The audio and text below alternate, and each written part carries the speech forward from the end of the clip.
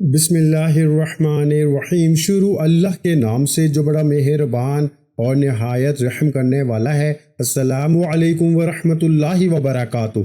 محترم ناظرین کرام، آج ماہ ذی الحجہ کی پہلی مبارک رات آ گئی۔ انا اعطیناک الکوثر اور یا مسبب الاسباب کو بتائے گئے طریقے اور ترتیب سے جو پڑھ لے گا آج رات ہی مالا مال ہو جائے گا۔ اس کے گھر سے غربت کا، تنگ دستی کا ہمیشہ ہمیشہ کے لیے خاتمہ ہو جائے گا۔ اس کے گھر سے تمام پریشانیاں اور تمام تنگ دستیاں دور ہو جائیں گی اور تمام حاجات پوری ہو جائیں گی۔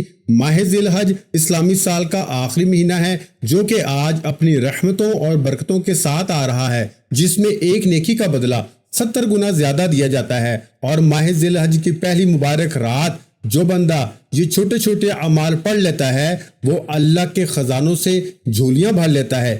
ایک وہ وقت ہوتا ہے پیارے بھائیوں جب انسان اپنے مشکل وقت میں، پریشانی میں، تنگ دستی میں، مجبوری میں، بیماری میں اللہ کے سامنے ہاتھ پھیلاتا ہے، اللہ کے سامنے روتا ہے، گر گڑاتا ہے کہ کسی طرح میری حاجات پوری ہو جائے۔ لیکن آج ذی الحج کا وہ مبارک مہینہ آ چکا ہے جس میں ہر حاجت پوری ہو جاتی ہے۔ یہ برکتوں اور رحمتوں والا مہینہ ہے، اور یہ مہینہ شروع ہوتے ہی اس مہینے کی پہلی رات یہ وظیفہ پڑھنا بہت ضروری ہے۔ یہ نہ ہو کہ اس بابرکت مہینے میں ہم اپنی غلطیوں، کوتاہیوں اور گناہوں کی پکڑ کی وجہ سے ان قبولیت کی گھڑیوں سے محروم ہو جائیں۔ وہ لوگ جو بے بس ہو چکے ہیں، مجبور ہو چکے ہیں، وظیفے پڑھ پڑھ کے تھک چکے ہیں، در در کی ٹھوکروں سے تنگ آ چکے ہیں، لوگوں کے تانے سن سن کے تھک چکے ہیں، بہن بھائی رشتہ دار آپ کی غربت کا اگر تماشا بناتے ہیں تو آج ماہ ذی الحج کی پہلی رات انا اعطیناک الکوثر اور یا مسبب الاسباب کو بتائے گئے طریقے سے پڑھ لو۔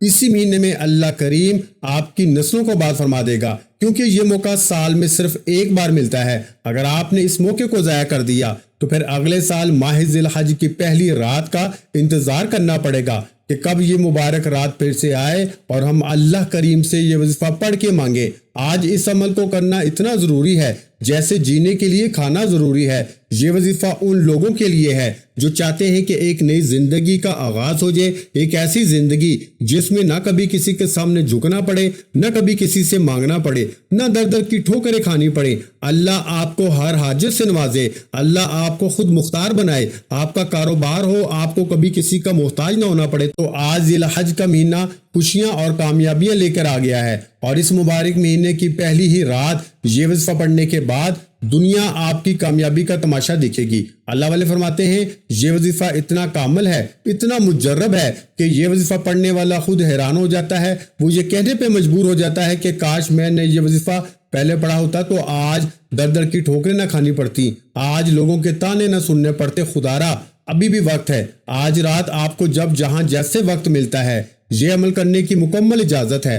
آج کی پوری رات میں کسی بھی وقت جو شخص یہ وظیفہ پڑھ لیتا ہے وہ اللہ رب العزت کے قریب ہو جاتا ہے، اللہ اسے کامیاب کر دیتا ہے، اس کے راستے کی تمام رکاوٹوں کو ہٹا دیا جاتا ہے، معاملات کو بہتر نہیں بہترین کر دیا جاتا ہے۔ آج کی مبارک رات یہ وظیفہ بتائے گئے طریقے سے جو بندہ بھی پڑھ لے گا رب کریم پورے سال کی رحمتوں برکتوں سے مالا مال فرما دے گا۔ یہ وظیفہ اتنا خاص ہے کہ اگر کوئی بندہ صرف ایک بار پڑھتا ہے تو پورے سال کی کامیابیاں اس کے قدم چومتی ہیں، اور پورے سال کا رزق اور دولت صرف ایک دن کا یہ وظیفہ پڑھنے سے مل جائے گا۔ اگر آپ اپنی زندگی سے مشکلات کو، پریشانیوں کو نکال کر ایک نئی زندگی کا آغاز کرنا چاہتے ہیں، ایک ایسی زندگی جس میں ہر قدم پر کامیابیاں مقدر ہو جائیں، جس میں نہ رزق کی تنگی ہو، نہ بیماریاں ہوں، نہ پریشانیاں ہوں، نہ کبھی کسی کے سامنے جھکنا پڑے، تو آج یہ وظیفہ پڑھ لینا۔ اگر میرا بس چلتا میں آپ میں سے ہر ایک کو بازو سے پکڑ کے مسلے پہ بٹھاتا اور کہتا کہ آج ماہ ذی الحج کی پہلی رات ہے، برکت والی رات ہے، عظمت والی رات ہے، قبولیت والی گھڑیاں ہیں، یہ موقع ہاتھ سے جانے مت دینا۔ اگر آج آپ نے اس موقع کو لاپرواہی میں گزار دیا، دنیا کے کاموں میں مصروف رہ کے گزار دیا، تو پورے سال کا پچھتاوا مقدر ہو جائے گا۔ اور اگر چند منٹ نکال کے آپ نے یہ وظیفہ پڑھ لیا تو رب کریم پورے سال کے نصیب کو چمکا دے گا، پورے سال کی خوشیاں آپ کی جھولی میں ڈال دے گا۔ بڑا ہی بدبخت ہے، بڑا ہی بدقسمت ہے وہ بندہ جو آج رات چند منٹ نکال کے یہ خاص وظیفہ نہیں پڑھتا۔ آپ کو جو بھی کام ہے، آپ جو بھی کرنا چاہتے ہیں، آپ اپنی مرضی سے کر سکتے ہیں، لیکن آج کا یہ جو وظیفہ میں آپ کو بتانے جا رہا ہوں، چند منٹ نکال کے آپ نے یہ وظیفہ لازمی پڑھنا ہے۔ اور یہ آج کا مجرب اور مستند عمل ہے۔ یہ آج کی رات کا ایک ایسا نایاب عمل ہے کہ ہر کوئی سینے کا رات میرے بھائیوں نہیں بتاتا۔ آج نصیب اور تقدیر لکھوانے کی رات ہے۔ یہ وقت ہاتھوں سے نکل گیا تو پورے سال کا پچھتاوا مقدر ہو جائے گا۔ آج جس کو جب جہاں جیسے وقت ملتا ہے چند منٹ نکال کے یہ وظیفہ پڑھ لیں، پتہ نہیں پھر اگلے سال یہ موقع ملے یا نہ ملے۔ اللہ پاک نے آج قبولیت کی گھڑیاں ہمیں عطا فرمائی ہیں۔ آپ نے آج بتائے کہ طریقے ترتیب سے یہ وظیفہ پڑھنا ہے۔ ایک ایک نقطہ، ایک ایک بات بچوں کی طرح سمجھانے کی پوری کوشش کروں گا۔ اس کی وجہ یہ ہے کہ آج ماہ ذی الحج کی پہلی مبارک رات ہے۔ آج تقدیر لکھوانے کا وقت ہے۔ اگر آپ نے ذی الحج کے مہینے کی شروعات میں ہی ذی الحج کی پہلی ہی رات اچھے اعمال کیے، اللہ رب العزت کو راضی کیا، تو پورا مہینہ ہی اچھا گزرے گا، بلکہ پورا سال ہی اچھا گزرے گا۔ یہ رات اتنی قبولیت والی ہے کہ آج یہ وظیفہ پڑھنے والا پورے سال کی خوشیاں سمیٹ لیتا ہے۔ آپ دنیا جہاں کے کسی بھی کونے سے تعلق رکھتے ہیں، آپ چاہے پاکستان سے ہیں، آپ انڈیا سے ہیں، آپ سعودی عرب سے ہیں، آپ بنگلہ دیش سے ہیں، نیپال، مسقط، عمان، جاپان، دنیا کے کسی بھی کونے سے آپ کا تعلق ہے، جب آپ کے ملک میں ماہ ذی الحج کی پہلی رات آ جائے تو آپ نے دنیا جہاں کے تمام کام چھوڑ کے اس وظیفے کو لازمی پڑھنا ہے۔ آپ نے اس وظیفے کو کسی سور نہیں چھوڑنا۔ نہ وقت کی کوئی پابندی ہے، نہ جگہ کی کوئی قید ہے۔ آپ دکان پر ہیں، دکان پہ پڑھ لیں، دفتر میں ہیں، دفتر میں پڑھ لیں، کاروبار پر ہیں، سفر میں ہیں، چلتے پھرتے بھی پڑھ سکتے ہیں، لیکن ماہ ذی الحج کی پہلی رات کا یہ وظیفہ کسی صورت مت چھوڑیے گا۔ تو آئیے پیارے بھائیو، آپ جان لیتے ہیں کہ آپ نے یہ عمل کرنا کس طریقے سے ہے۔ عمل کو ذرا دھیان سے ملاحظہ فرما لیں، لیکن اس سے پہلے آپ سے ہمیشہ کی طرح گزارش ہے کہ اگر آپ اس چینل پر ابھی تک نئے ہیں اور آپ نے ابھی تک اس چینل کو سبسکرائب نہیں کیا تو خدا را اس چینل کو ابھی سبسکرائب کر لیں، کیونکہ ایسے بہت سے وظائف، بہت سے اعمال آپ کے حوالے ڈیلی بیسس پہ کرتا رہوں گا انشاءاللہ۔ اب عمل کیا ہے وہ سن لیجئے۔ آج ماہ ذی الحج کی پہلی قبولیت والی ساری رات آپ کے پاس موجود ہے۔ آپ کو جب جہاں جیسے وقت مل جائے، آپ نے باوضو مسلح پہ بیٹھ کے یہ چلتے پھرتے سب سے پہلے نبی کریم رؤوف الرحیم محمد مصطفیٰ صلی اللہ علیہ وآلہ وسلم کی ذات مبارکہ پر 3 بار درود پاک پڑھنا ہے۔ درود پاک آپ کوئی سا بھی پڑھ سکتے ہیں۔ آپ مختصر اور آسان درود صلی اللہ علیہ وآلہ وسلم پڑھ لیں، یا پھر آپ صلی اللہ علیہ محمد پڑھ لیں، یا پھر پیارے بھائیوں پیاری بہنوں درود ابراہیمی پڑھ لیں تو سب سے بہتر ہے، جو ہم نماز میں پڑھتے ہیں۔ درود ابراہیمی ایک بار ثواب کی نیت سے میرے ساتھ بھی پڑھ لیں۔ اللہم صلی علی محمد وعلی آل محمد کما صلیت علی ابراہیم وعلی آل ابراہیم انک حمید مجید۔ اللہم بارک علی محمد وعلی آل محمد کما بارکت علی ابراہیم وعلی آل ابراہیم انک حمید مجید۔ 3 بار درود پاک پڑھتے ساتھ ہی فوری طور پر آپ نے سب سے پہلے اپنے خاص مقصد کی نیت کرنی ہے۔ ہر بندے کا مقصد الگ ہوتا ہے، ہر بندے کی حاجت الگ ہوتی ہے۔ کوئی رزق کے لیے پریشان ہے، کسی کو روزگار نہیں مل رہا، وہ روزگار کے لیے پریشان ہے، کوئی تنگ دست ہے، تنگ دستی میں گھرا ہوا ہے، کوئی مقروض ہے، قرضوں سے گھرا ہوا ہے، کوئی بے اولاد ہے، صاحب اولاد ہونا چاہتا ہے، کسی کا کاروبار چلتے چلتے رک گیا ہے۔ آج اگر آپ کا کوئی بھی مقصد ہے، کوئی بھی حاجت ہے، اس خاص عمل، اس خاص وظیفے کو پڑھو، بہترین رزق کے اسباب پیدا ہو جائیں گے۔ اپنے خاص مقصد کی نیت کرتے ساتھ ہی فوری طور پر آپ نے ایک بار اعوذ باللہ من الشیطان الرجیم بسم اللہ الرحمن الرحیم پڑھ کے وظیفے کا آغاز کرنا ہے۔ یاد رکھیے گا کہ تعوذ و تسمیہ پڑھنے سے تمام شیاطینی اثرات ختم ہو جاتے ہیں، اور جس کام کے شروع میں تعوذ اور تسمیہ پڑھ لیا جاتا ہے اس میں پھر خیر ہوتی ہے، اس میں برکت ہوتی ہے، اس میں سلامتی ہوتی ہے۔ جب آپ نے اپنے مقصد کی نیت کر لی، تعوذ اور تسمیہ پڑھ لیا، تو اب ماہ ذی الحج کی پہلی رات کا پہلے نمبر پر جو کام آپ نے کرنا ہے، جو وظیفہ آپ نے پڑھنا ہے، وہ وظیفہ استغفار کا وظیفہ ہے۔ آج آپ نے سب سے پہلے رب کریم کے سامنے ہاتھ اٹھا کر ندامت کے ساتھ، شرمندگی کے ساتھ اپنے تمام صغیرہ اور کبیرہ گناہوں کی معافی مانگنی ہے، کیونکہ جب تک آپ رب کے حضور توبہ نہیں کریں گے تو عمل کا کوئی بھی فائدہ نہیں ہوگا۔ کیونکہ بعض اوقات ایسا ہوتا ہے کہ ہم تسبیحات تو پڑھ لیتے ہیں، بڑے بڑے وظائف تو پڑھ لیتے ہیں، لیکن اپنے گناہوں کی توبہ نہیں کرتے، جس کی وجہ سے وظائف ضائع ہو جاتے ہیں۔ ہم انسان ہیں، جانے انجانے میں کوئی نہ کوئی ہم سے ایسے گناہ ضرور ہو جاتے ہیں جس کی وجہ سے ہم اللہ کی پکڑ میں آ جاتے ہیں۔ پیارے بھائیو، اس نفسا نفسی کے دور میں کوشش کیا کریں کہ آپ روزانہ استغفار پڑھیں۔ جتنا زیادہ آپ استغفار پڑھیں گے، آپ اللہ پاک کے اتنے ہی زیادہ قریب ہوتے چلے جائیں گے۔ آپ روزانہ استغفار کرتے رہا کریں۔ وہ رب بڑا رحمان ہے، بڑا کریم ہے، وہ آپ کے تمام گناہوں کو بخش دے گا۔ استغفار آپ نے کیسے پڑھنا ہے، کتنی بار پڑھنا ہے اور کون سا پڑھنا ہے، توجہ کیجیے گا۔ استغفر اللہ ربی من کل ذنب واتوب الیہ، ایک بار ہو گیا۔ پیارے بھائیو، آپ نے یہ والا پڑھنا ہے، استغفر اللہ ربی من کل ذنب واتوب الیہ، دو بار ہو گیا، استغفر اللہ ربی من کل ذنب واتوب الیہ، تین بار ہو گیا۔ اس طرح سے آپ ہاتھوں کی انگلیوں پہ پڑھ لیں، آپ تسبیح کے دانوں پہ پڑھ لیں۔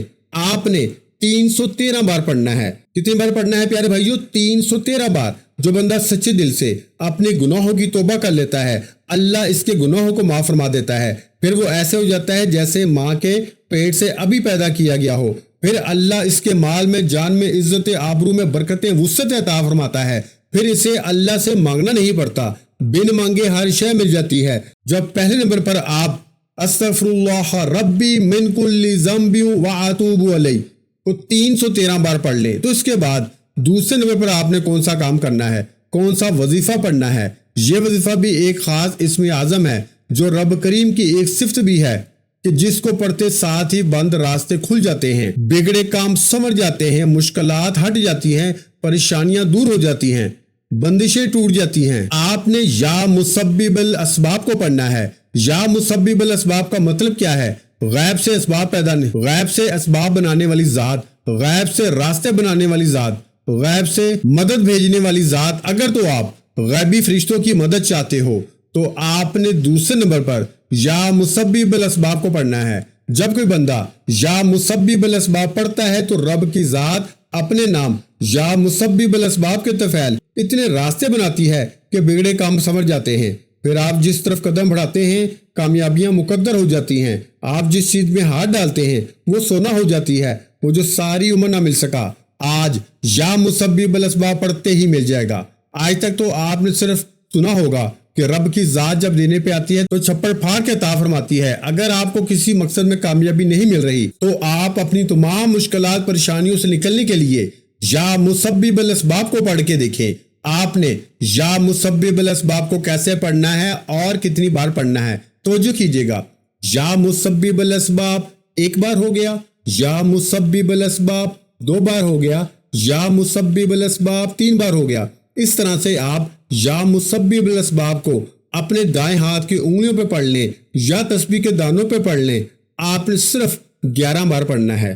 توجہ سے پڑھیے گا، دھیان سے پڑھیے گا، سکون سے بیٹھ کے پڑھیے گا، ادھر ادھر نظر مت دوڑائیے گا۔ آپ کی نظریں، پورا دھیان، آپ کی توجہ وظیفے کی طرف ہی مرکوز ہونی چاہیے۔ جب آپ 11 بار یا مسبب الاسباب پڑھ لیں تو اس کے بعد فوری طور پر تیسرے نمبر پر جو کام آپ نے کرنا ہے، جو وظیفہ آپ نے پڑھنا ہے، وہ وظیفہ سورہ کوثر کا وظیفہ ہے۔ آپ نے سورہ کوثر کو اس محبت کے ساتھ پڑھنا ہے، اس یقین کامل کے ساتھ پڑھنا ہے کہ جب جب آپ کی زبان سے سورہ کوثر نکل رہی ہو، آپ روتے ہوئے، تڑپتے ہوئے، سسکتے ہوئے رب کریم سے مانگتے چلے جائیں۔ سورہ کوثر وہ سورت ہے جسے دولت کا خزانہ کہا جاتا ہے، جسے کامیابی کا راز کہا جاتا ہے۔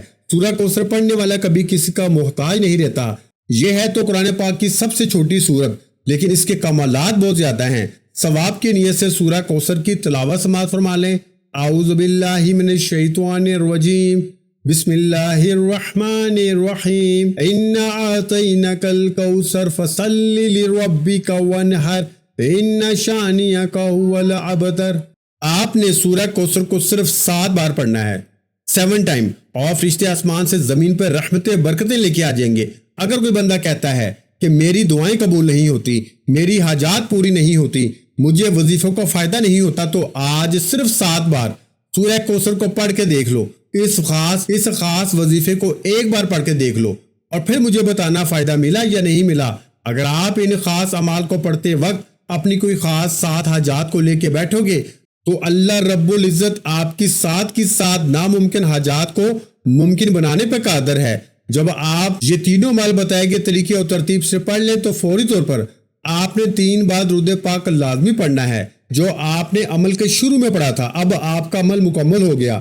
اب آپ نے آخر میں جو دعا مانگنی ہے وہ دعا صحیح طریقے سے مانگنی ہے۔ آپ دعا مانگنے کے اندر جلد بازی کر جاتے ہیں۔ پیارے بھائیو، جلد بازی کرنے کا نقصان ہمیں ہی ملتا ہے۔ کوشش کریں کہ جلد بازی نہ کریں، اور دعا کا جو طریقہ میں بتانے لگا ہوں اسی طریقے سے دعا کریں۔ آپ نے دعا اس طریقے سے کرنی ہے کہ اے میرے مولا، میرے ان تمام گناہوں کو معاف فرما دے جو میری دعاؤں کی قبولیت کے درمیان آ جاتے ہیں۔ اے میرے مولا، میرے تمام ان گناہوں کو معاف فرما دے جس کی وجہ سے میں نماز نہیں پڑھ پاتا۔ اس طریقے سے دعا کریں گویا اللہ پاک آپ سے بات کر رہے ہیں یا پھر آپ اللہ پاک کو دیکھ رہے ہیں۔ دعا ہمیشہ لمبی کیا کریں، اپنے تمام دکھ درد تکلیف پریشانیاں اپنے رب کو بتا دیا کریں۔ ضروری نہیں کہ ہاتھ اٹھا کے دعا کریں، سجدے میں چلے جائیں، سجدے میں جا کے دعا کریں۔ دیکھیں کتنی جلدی آپ کا کام بنتا ہے۔ وہ رب تو دینے کو تیار بیٹھا ہے، وہ رب تو چاہتا ہے کہ اے انسان میرے گھر آ کے عبادت کر اور توبہ استغفار کر، پھر تو جو مانگے گا تجھے دوں گا، لیکن شرط یہ ہے کہ میرے پاس آنا پڑے گا، مجھے منانا پڑے گا، پھر تو جو مانگے گا میں تجھے عطا کروں گا۔ دعا ہے کہ رب کعبہ میرا سنانا اور آپ کا سننا اپنی پاک اور بلند بارگاہ الہی میں قبول و منظور فرمائے۔ جو مانگا مقدر فرمائے، جو نہیں مانگ سکے بن مانگے عطا فرمائے۔ ویڈیو اچھی لگی ہو تو ویڈیو کو لائک کر دیں، اور اگر چینل پر پہلی مرتبہ آئے ہیں تو چینل کو سبسکرائب کر دیں، کیونکہ ایسے بہت سے وظائف، بہت سے اعمال آپ کے حوالے ڈیلی بیسس پہ کرتا رہوں گا۔ اپنا بہت سا خیال رکھیے گا، مجھے اپنی دعاؤں میں یاد رکھیے گا۔ ملتے ہیں انشاءاللہ العزیز ایک اور نئے وظیفے کے ساتھ۔ اس وقت تک کے لیے خدا حافظ۔ السلام علیکم ورحمۃ اللہ وبرکاتہ۔ جزاک اللہ۔